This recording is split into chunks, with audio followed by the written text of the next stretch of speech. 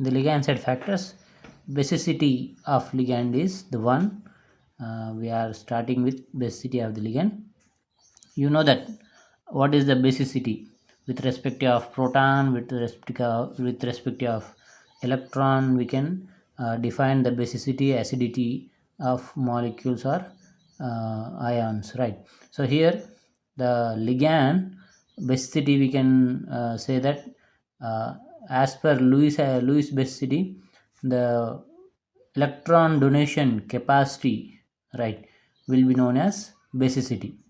So as the ligand is defined as the molecule or ion or atom which is donating a pair of electron will be called as ligand. So ligands will possess the basicity, right? And there, how easily they are donating electrons towards the metal will the such effectively its basicity will be expressed, right? So which are having high electron donation capacity, easy electron donation capacity, its respective basicity will be more and more, right? And this is also can be expressed in terms of proton acceptor, right? When ligands are binding with proton, right? When ligands are binding with proton also can be termed as a basicity, right? Isn't it? So same, when let us take that ammonia for example. If we have ammonia reacting with proton, right, where the proton will have an empty orbital and the ammonia will have carries a non-bonding electron pair. Thus non-bonding electron pair donating from ammonia nitrogen side to proton, it will resist the ammonium ion, and this formation of ammonium ion is be said to be as is be depends upon the basicity of the ammonia, how effectively the ammonia nitrogen is donating pair of electron towards the metal will indicates the formation of the ammonium ion, right? Similar to that, this ammonia is one of ligand, right? Similar to that, in generalization, ligand reacting with proton forming a protonated ligand site, protonated ligand site will be called as ligand basicity, right? And it depends upon the ligand basicity, how effectively, how easily ligand donating electron pair towards the proton will affects the will forms the concentration of the protonated ligand, right? And its stability constant can be, or this protonated equilibrium constant can be equal to KH to HL, can be equal to the concentration of protonated ligand into ligand divided by ligand concentration into proton concentration, right? So it depends upon this particular formation of protonated ligand site will defines the stability constant of KHL, right? KHHL, and which is depends upon the basicity character of the ligand. With the same effectively, when ligand is reacting with metal and forming an metal ligand complex, and thus equilibrium ml can be equal to K equal to concentration of ml divided with metal concentration into ligand concentration, right? How effectively the ligands are forming the protonated ligand, similar effectively the ligands can bind with metal and forms the metal ligand complex, isn't it? Here the donation of electron and here the electron donation will be same, one and same, isn't it, right? Here the ligand whatever we have, that is donating electron towards the proton. Here what happens, in place of proton the metal will be accept the electron density. So here donation, the character ligand character with proton, ligand character with metal will be one and same. So as here basicity is defining the formation of protonated ligand side, here in completion also the ligand's basicity will be influences and defines the formation of metal complex, right? So like that, as the basicity is increasing, ligand's basicity is increasing, its formation metal complex concentration will increases, that effectively the stability constant will increases, right? So when the basicity will decreases, automatically the stability constant of formation of metal ligand complex will be also decreases, right? So like that, the ligand's basicity will influences the stability constant, right? It is proportional to stability constant, right? So coming to next factor from the ligand which influencing the stability constant, that is size of the ligand, where here size and charge of the ligand, this is indirectly discussed in the metal side factor also. Let us do here also, size and charge of the ligand.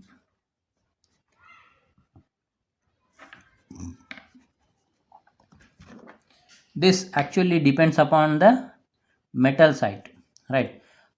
When the metals are class A metals, the ligand site which is smaller in size, right, higher in charge, thus will effectively binds with the class A metals, right? So this class A metals stability constant, when we consider the halides, the fluorine will have maximum stability capacity with class A metals, it followed by chlorine, it followed by bromine, it followed by iodine. Where here what we have changed here, the size, right, from the fluorine to iodine, the size increase is taking place. When the size is increasing, the class A metals formation stability constant will get decreases. When the size is decreases, right, iodine to fluorine, the class A metals will form more stable complexes with small sized ligand sites, right? Effectively, more stable complexes formed by class A metals by the smaller size ligands, right? And when there is an class B metals, when it come, the size order what we have, stability constant order value will be just get reverse. The iodine will form more stable complexes with class B, and it followed by bromine, and it followed by chlorine, and it followed by fluoride, right? Where here the fluoride, smaller size fluoride will forms very weaker or less stable complexes with class B metals, right?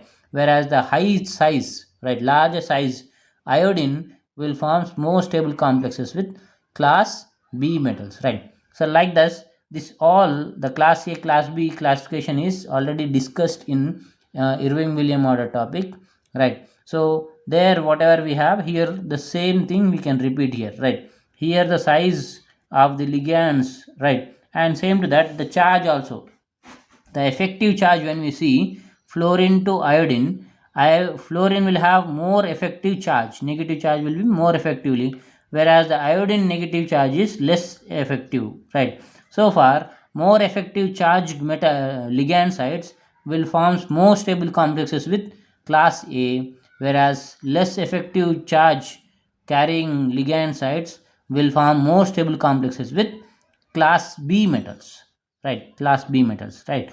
Like this, the charge and size of the ligand also will influences on stability constant of different metal complexes, right? Coming to third topic, third factor, which is said as substitutional effect.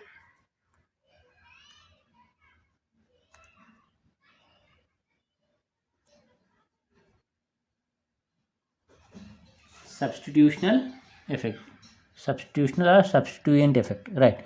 So here in a ligand, right, in a ligand, when we are substituting one of the proton with positive inductive effect group and negative inductive effect group, right? Considering a ligand where when we are substituting proton with positive inductive effect group, and in the second case substituting proton with negative inductive effect group, the changes, right, the changes when we observe in stability constant of those ligand metal complexes, the changes occurs, right? How it is changing, why it is changing, when we see imine complex, imine ligand when we take, right,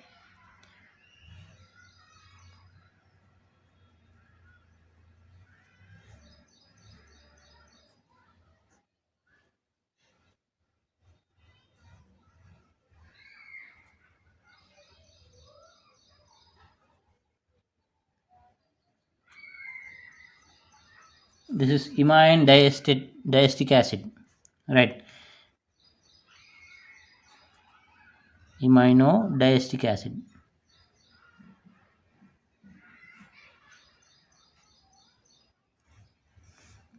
Where in this particular ligand, right, when we are substituting one of the proton site with positive inductive group such as methane,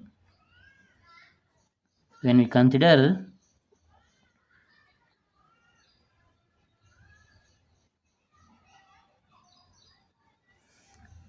how the stability constant is changed, and same with when we are consider negative inductive group such as nitro group, when we consider in place of one of the proton,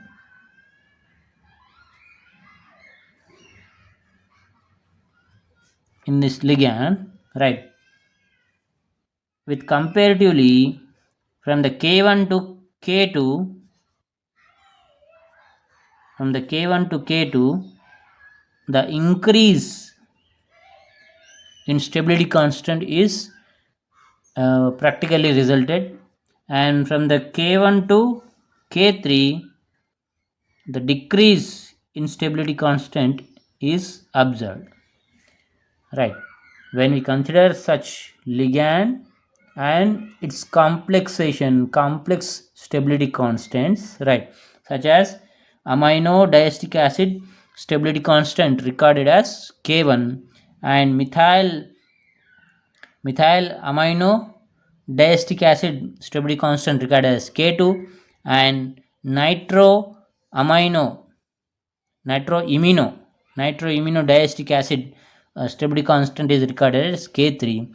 And when we observe these K1 to K2 to K3 values, the K1 to K2 increase is taken place, the K2 is larger than K1, and when we compare K1 to K3, the decrease K3 is smaller than K1 is observed, right? So the substitution on ligand, right, is also going to change the stability constant, right?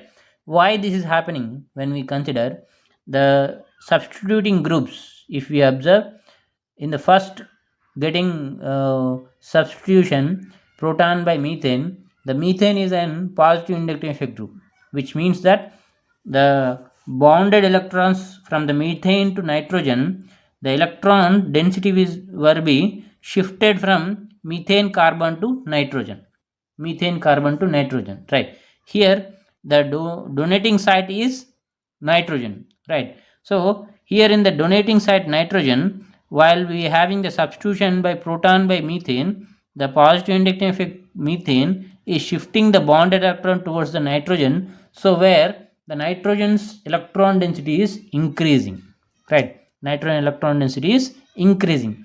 When the nitrogen is getting larger electron density, it can easily donate the electron towards the ligand side and can form stronger bond, easier bond, and formation of complex will be very effective, and larger amount of complexation can happen, right?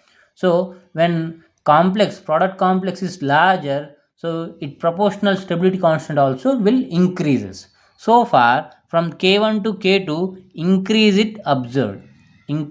is observed, where it from the K1 to K3, when we see, right, proton is substituted with nitro group, where the nitro group is negative inductive group, where this nitro negative inductive group, what it does is, as it is nature of negative inductive group, the bonded electrons were be grabbed from the nitrogen to nitrogen bond, electrons were be shifted to towards the nitro group, right?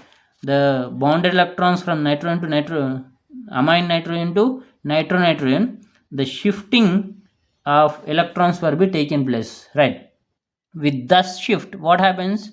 The nitrogen will further increases its deficiency, right? The nitrogen will become electron deficient, right? When it is becoming electron deficient from the first to third case, right? When we are substituting proton by nitro, the nitrogen side, right, imino nitrogen side is getting decreasing its electron density, nothing but it losing the electron density, and it decreasing electron density, nothing but the capacity to donate the electron density from the imine nitrogen to metal will be decreases, right?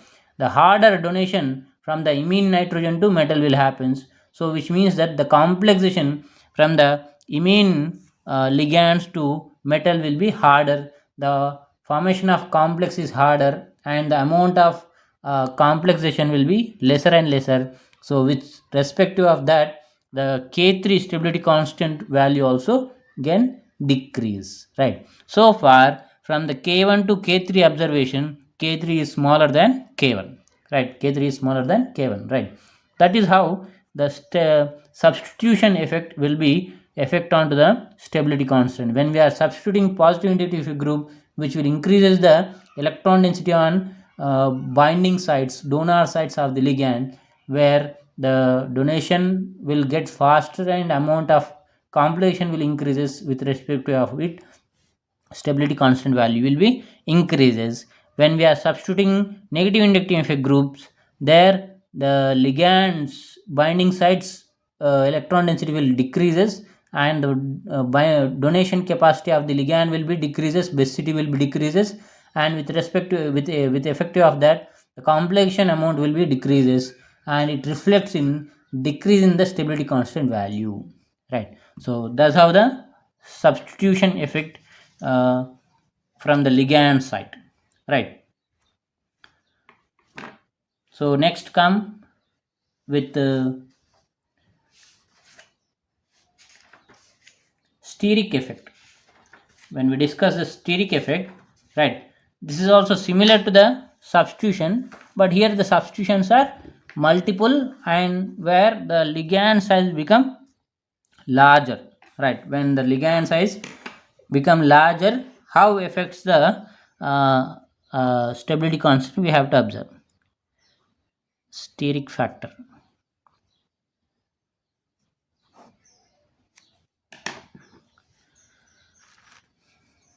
Considering a complex, copper complex, bis ethylene diamine copper 2 complex, when we consider it is a 4 coordinated square planar complex, isn't it? Right. What we are considering? Bis ethylene diamine copper 2 complex, right? So here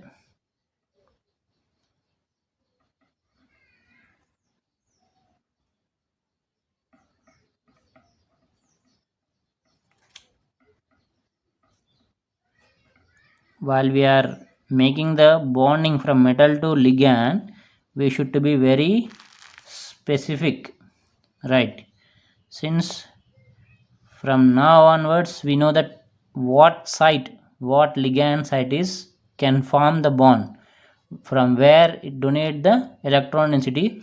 From thus ligand site to metal we have to have bond, right? Such as in last lecture we have ligational aspects of diatomic molecules, where we said that carbonyl carbon will have the bonding site, right? Nitrosyls nitrogen will be the bonding site, not the oxygen, right? Like that we have to be have specific about the bonding site, right, from the metal to ligand, right? This is what the complex, where when we have the substitution, where it creates the bulkiness of the ligand.